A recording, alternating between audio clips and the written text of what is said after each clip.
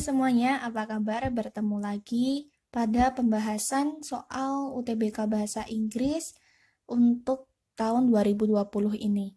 Nah, di sini udah aku siapkan beberapa soal lagi. Di sini ada 8 soal, ada 2 teks, setiap teksnya ada 4 soal. Nah, kita langsung saja untuk bahas pada soal yang pertama. Oke, di sini ada teks 1 tentang apa ini? Ubiquitous barcode. Oke. Mungkin dari kalian sudah tahu nih barcode itu apa? Sudah tahu ya, barcode itu sekarang sudah digunakan untuk bermacam-macam hal, bahkan untuk kita tes juga sudah menggunakan barcode.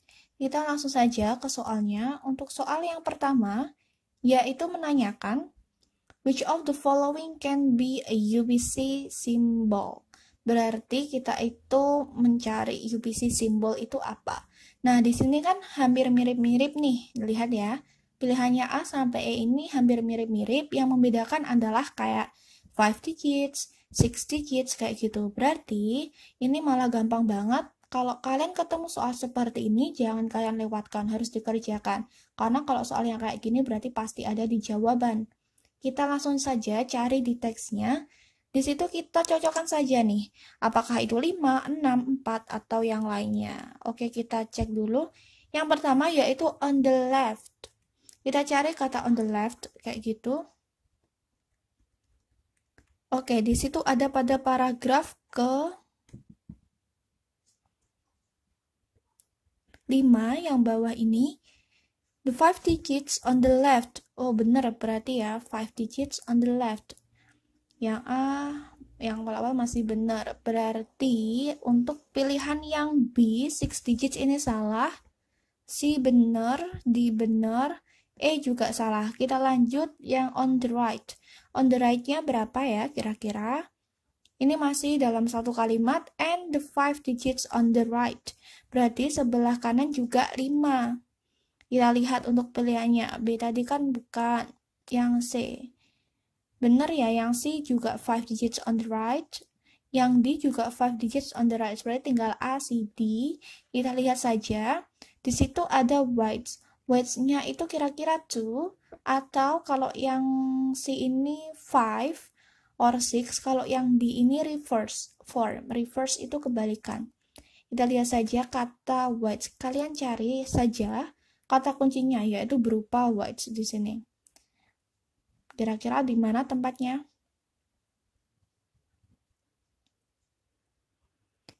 Oke, kita cari dulu.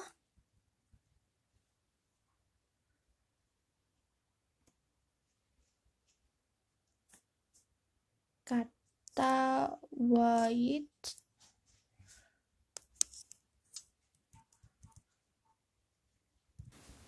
Oh, ternyata di sini ada pada paragraf kedua ya, ternyata di atas tempatnya. Dilihat saja di situ paragraf 2. The barcode consists of a series of parallel vertical bars or lines of 2 different weights. Berarti yang benar adalah yang 2 different weights. Berarti jawabannya adalah yang A. Kalau yang lainnya di situ kan ada 5 or 6, ya kan, berarti salah. Kalau yang D itu reverse form, berarti bukan. Oke, berarti nomor 1 adalah yang A. Kita lanjut untuk pertanyaan yang nomor 2. The author implies that the barcode. Nah, kalau kalian ketemu soal kayak gini, imply gitu, berarti kita cari saja nih pernyataan yang benar dari teks tersebut. Kira-kira barcode itu kayak gimana sih? Gitu. Kalau yang A, has become popular since several decades. B, will never change, is not usable, has existed in one-dimensional form for years, is damaged. Kita cari saja di paragraf yang awal-awal saja. Lihat ya, the ubiquitous barcode developed more than 40 years ago is not a stagnant product. Oh, ternyata dia itu selalu berkembang. Berarti kalau dia yang pilihannya yang B, will never change, berarti itu salah karena barcode itu selalu berkembang. Berarti kalau sesuatu yang selalu berkembang itu pasti berguna ya kan, selalu digunakan. Berarti yang C juga salah, is not useful. Lalu kita cari kata yang lainnya. Oke. On the contrary, the technology has been improved so that it can be used more efficiently. Berarti lebih digunakan, lebih bermanfaat lagi, digunakan secara efisien. Nah, terus di sini dilihat, much less expensive than a computer chip, the barcode can hold more information. Berarti barcode itu bisa menyimpan, ya kan, menyimpan banyak informasi than it has in the past, dari tahun sebelum-sebelumnya, dari masa lalu gitu. Berarti yang sekarang itu barcode-nya sudah berkembang, sudah bisa menyimpan banyak informasi. By adding a second dimension to the structure. Oh, dengan menggunakan second dimension nih, berarti dimensi yang kedua sekarang ini. Berarti di zaman dulu itu masih yang first dimensional, ya kan? Masih yang satu. Berarti di sini kan ada pilihan yang D, has existed in one dimensional form for years. For years itu maksudnya kembalinya ke bertahun-tahun gitu lah. Bertahun-tahun sebelumnya. Nah, di sini kan ada kata has existed. Berarti telah ada berarti kan sudah lalu ya. Ini kan pakai perfect. Berarti ini benar nih. Tadi kan dijelaskan yang sekarang itu menggunakan second dimension. Berarti yang zaman dulu masih menggunakan one dimensional form. Berarti yang D benar. Kalau kalian masih ragu, kalian bisa cari yang damage. Yang damage dulu. Apakah barcode itu gampang damage? Damage itu maksudnya rusak ya. Oke, di situ ada 2 paragraf dari bawah. Line keempat dari bawah. Therefore, if the code is damaged, it can still be read. Oh, ternyata meskipun rusak, ternyata masih dapat dibaca.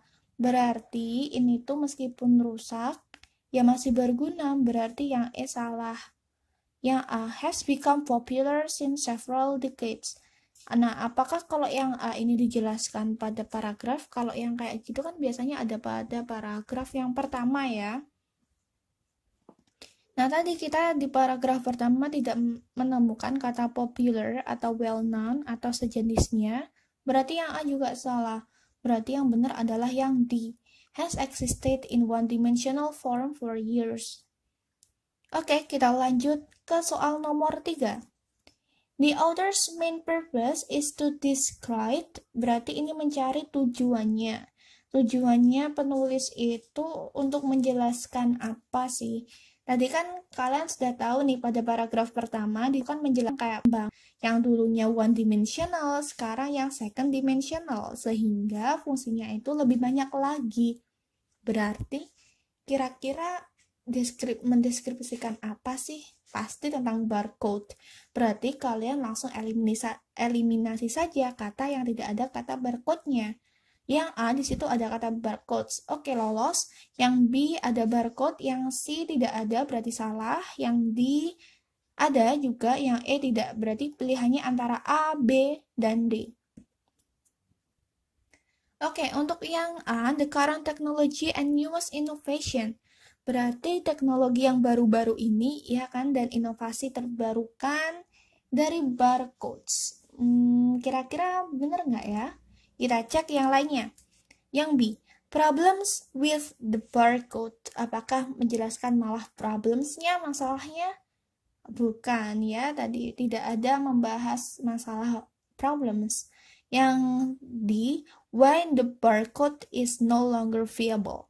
Viable itu maksudnya ada gitu loh. Padahal barcode ini malah berkembang lebih pesat. Berarti bisa kita simpulkan jawabannya adalah yang A. Gitu. Oke, selanjutnya nomor 4. A UPC is typed of. Nah, kalau kalian ketemu kata ini, UPC, berarti langsung saja kita cari ini. UPC ya, kata UPC. Nah, UPC barcode kalian udah tahu semua kan? Di sini udah aku kasih gambarnya nih, contohnya dari barcode. Biasanya di semua sekarang itu digunakan pada semua produk semuanya di grocery.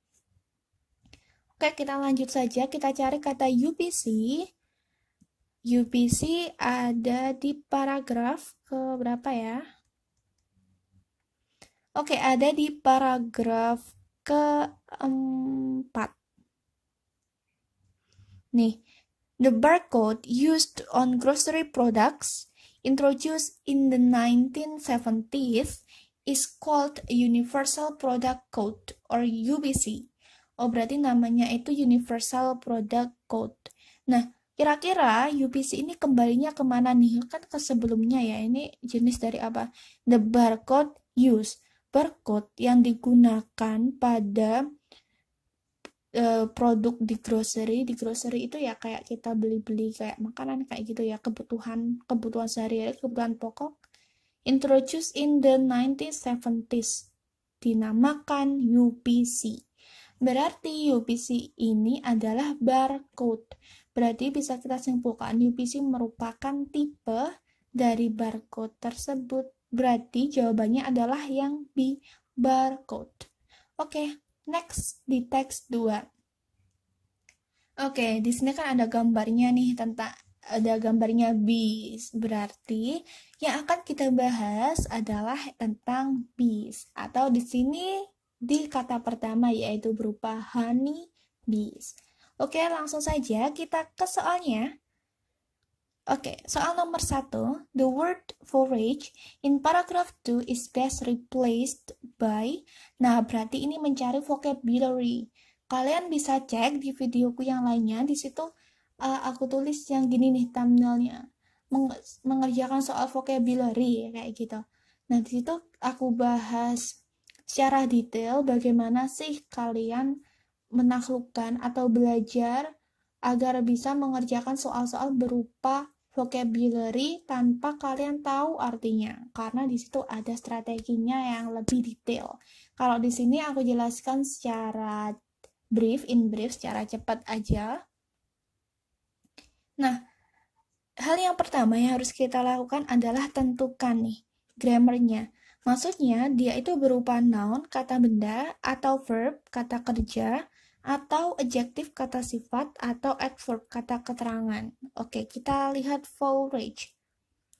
Dari ciri-cirinya di situ forage merupakan kata benda gitu. Berarti kita juga harus menentukan. Oh ya gini, kalau kalian nggak tahu forage itu kata benda, kalian bisa cek di teks nanti ya. Nah, terus umpama kalian dari situ kalau sudah tahu kata benda, berarti jawabannya juga kata benda. Jawabannya tidak akan berupa kata kerja atau yang lainnya, tapi pasti kata benda. Terus kita lihat kontennya. Nah, saat kalian nggak tahu nih artinya, kalian bisa baca kontennya. Kalian baca kalimat sebelum dan sesudahnya. Atau bahkan kalau kalian sudah bisa kalimat tersebut, itu lebih baik, tidak akan mengurangi banyak waktu. Terus kalian identify kira-kira yang pas apa ya gitu. Oke, kita langsung saja cari kata forage. Forage ada pada paragraf kedua. Di situ pada line ketiga sebelah kanan dilihat workers forage for food, pollen and nectar from flowers. Oh, workers itu maksudnya pekerja kan ya. Kalau honeybees itu mempunyai divisi-divisi kayak gitu. Karena kan udah tahu ya kalau di honeybees itu punya suatu koloni yang mempunyai tugas masing-masing gitu.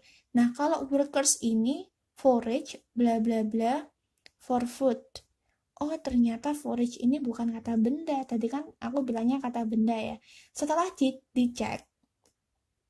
Setelah dicek pada kalimatnya, ternyata forage ini merupakan kata apa kira-kira? Setelah subjek ada predikat.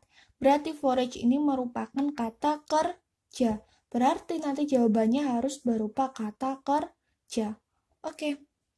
Kita lanjut ke cara yang kedua yaitu kontennya. Forage for food. Forage for food. Forage for food berupa polen sama nektar dari flowers. Kira-kira kalau pekerja apa ya? Terus di situ ada for. Apa kira-kira?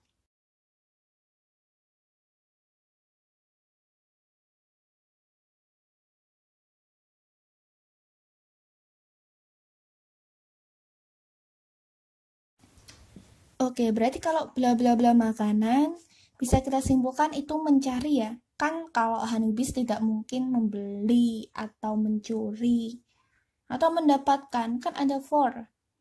Nah, kalau for itu biasanya kan ada kata lain nih dari mencari apa? Ada seek for, search for, ada for semua kan? Forage for, look for. Nah, kita lihat saja di pilihannya.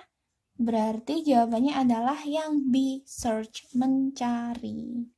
Oke, gitu ya. Jadi caranya mencari vocab, yaitu kalian tentukan dulu nih grammar kedudukannya. Apakah itu noun, verb, atau adverb, atau adjective. Habis itu kalian lihat kontennya. Kalian benar-benar pahami kontennya gitu. Oke, yang kedua, di sini ada kata, ini ada kalimatnya. Ini kan ada kutipan nih. Kalau ketemu soal kutipan, berarti kalian tidak perlu baca teksnya. Kalian langsung saja pahami dari ini. Ini kan restatement ya. Kalau restatement berarti kalian cari makna yang sama. Kadang kan bisa berupa sinonim atau antonim. Atau bisa juga nanti strukturnya kebalik di depan atau di belakang gitu. Oke, kita lihat ini dalam kutipan, if the queen dies, workers will create a new queen. Berarti kalau queen-nya mati, workers nih pekerja tadi akan menentukan nih queen yang terbaru. By feeding one of the worker females a special food called royal jelly. Dengan memberikan makanan, feeding kan tahu ya, feeding memberikan makanan kepada pekerja yang cewek, female, a special food, yaitu memberikan makanan berupa royal jelly kalau queen-nya mati untuk menggantikan queen. Karena dalam sebuah koloni itu harus ada queen-nya gitu. Oke, berarti kita lihat saja pada pilihannya. Kalau yang A, coba. The queen died, so workers cannot create a new queen. By feeding one of the worker females a special food called royal jelly. Nah, ini malah salah. Kalau queen dies kan workers bisa. Cannot ini yang bikin salah. Seharusnya can create. Oke, A salah. Kalau yang B, workers possibly create a new queen by feeding one of the worker females a special food called royal jelly. Nah, ini tuh sebenarnya kelihatannya benar nggak sih? Lihat. Pekerja kemungkinan create, menciptakan atau membentuk suatu queen yang baru dengan memberikannya royal jelly. Tapi nih di sini ada kata possibly. Possibly kan kemungkinan, berarti belum pasti. Padahal kalau di kutipannya ini, di pertanyaannya itu adalah suatu kepastian gitu. Kalau queen meninggal ya kita harus menggantikannya. Kalau yang B itu masih possibly, masih kemungkinan, berarti salah. Seharusnya must create gitu atau will create, berarti itu benar kalau yang B. Lanjut ke yang C. The queen is still alive. Berarti nih kayak premisnya ya. Kalau kalian belajar bahasa Indonesia kan ada premis ya. Itu juga berlaku loh di sini karena kan yang penting maknanya itu sama. Kan tadi aku bilang bisa berupa antonimnya gitu. The queen is still alive, berarti masih hidup. So workers cannot create a new queen by feeding one of the worker females a special food called royal jelly. Berarti ini benar. Kalau queennya masih hidup, kan pekerja tidak dapat create a new queen karena queen itu hanya satu, tidak ada duanya. Berarti jawabannya yang benar adalah yang C. Nah, C ini adalah premisnya dari yang kutipan itu, dari pertanyaannya itu benar. Oke, berarti jawabannya yang C. Oke, yang D sama yang E nggak usah dicek ya, karena udah jelas jawabannya itu udah benar, berarti jawabannya adalah yang Lanjut untuk pertanyaan nomor 3. What is the main idea of the passage? Oh, ternyata main idea-nya ada di belakang nih. Kalau main idea-nya kira-kira apa? Kalian baca paragraf pertamanya dulu saja. Nah, di sini. Honeybees live in colonies with one queen running the whole hive. Nah, honeybees berarti hidup pada koloni. Terus, pada paragraf kedua, honeybees are important pollinators for flowers, fruits, and vegetables. Berarti ini pentingnya honeybees. Terus pada paragraf ketiga, queens regulate the hive's activities by producing chemicals that guide the behavior of the other bees. Nah, ini berarti menjelaskan regulate, berarti mengatur ya, queens ini. Berarti ini kan sudah jelas, kalau ini menjelaskan kayak punya apa ini tugas masing-masing gitu loh dalam suatu koloni tersebut gitu. Kan honeybees live in colony, terus dijelaskan kalau queens itu regulate the hive's activities. Berarti kayak tadi yang workers tadi forage for food, berarti punya fungsi masing-masing, punya tugas masing-masing. Berarti kira-kira jawabannya yang mana nih? Terus ingat kalau main idea itu jangan terlalu Jangan terlalu spesifik dan tidak boleh terlalu general. Kita harus cari yang pas, yang sesuai dan bisa mencakup semua teksnya. Oke, jawabannya adalah yang A. The division in honeybees colony. Kenapa yang A? Nah, kalau yang A itu kan menjelaskan divisi ya, divisionnya setiap honeybees colony, kan benar tadi. Kalau yang B, C, D, E itu terlalu spesifik. Itu hanya dijelaskan pada bagian tertentu di paragraf, tidak bisa menjelaskan keseluruhannya. Berarti jawabannya adalah yang A. Oke, sekarang kita akhiri pada soal yang terakhir. Di sini ada soal the paragraph following the passage will likely talk about. Oh, di sini mencari paragraph following. Masih ingat kan kalian mencari paragraph following? Nah, ini masuk ke prediction. Paragraph following itu berarti kita mencari paragraf yang mengakhiri. Maksudnya gimana? Seumpama nanti ada 2 paragraf atau 3 paragraf, berarti kalian mencari paragraf keempatnya nih. Kalau ada 3 paragraf, kalian mencari paragraf 4 yang belum ada di teks. Berarti kalian itu make prediction. Kalian itu disuruh untuk memprediksi kira-kira paragraf yang following ini, yang mengakhiri ini apa sih? Kayak gitu. Nah, caranya yaitu dengan read the last sentence of the last paragraph. Kalian baca kalimat terakhir atau kalimat terakhir pada paragraf terakhir gitu ya. Nah, habis itu understand it. Kalian pahami. Tapi kalau kalian tidak bisa memahami atau mungkin kata-katanya sulit, kalian bisa find the keyword. Kalian cari kata-kata kuncinya dari kalimat terakhir itu. Nah, nanti di situ ada kata yang mencolok, berarti itu yang akan dibahas pada paragraf yang mengakhiri. Kita langsung saja cek pada pilihannya yang paragraf terakhir. Oke, paragraf terakhir ini ada several hundred drones live in each hive during the spring and summer, but they are expelled for the winter months when the hive goes into a lean survival mode. Nah, dari kata-kata ini kalian cari saja di pilihannya. Kira-kira yang mana? Ini udah kelihatan banget jawabannya yang mana. Kalian tentukan dulu ya.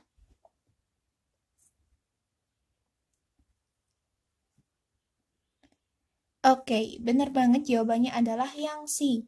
The activity of male honeybees in the winter months when the hive goes into a lean survival mode. Nah, di situ kan ada nih keywordnya di situ, ada hive, ada winter, ya kan? Ada winter month, ada hive goes into a lean survival mode. Berarti sudah dipastikan jawabannya adalah yang itu. Berarti nanti next paragraph akan membahas activitiesnya. Nah, itu pembahasan dari kakak untuk part 5 ini. Next, atau we can say as the last episode dari UTBK Bahasa Inggris ini. Nah, di situ aku akan bahas 10 tipe soal, jenis soal, dan pembahasan contoh soalnya yang sering keluar di UTBK 2020. Jadi jangan lupa untuk nyalakan loncengnya untuk updatean terbaru dan jangan lupa untuk tonton sampai habis. Oke, see you in the next episode. Bye bye, semoga bermanfaat.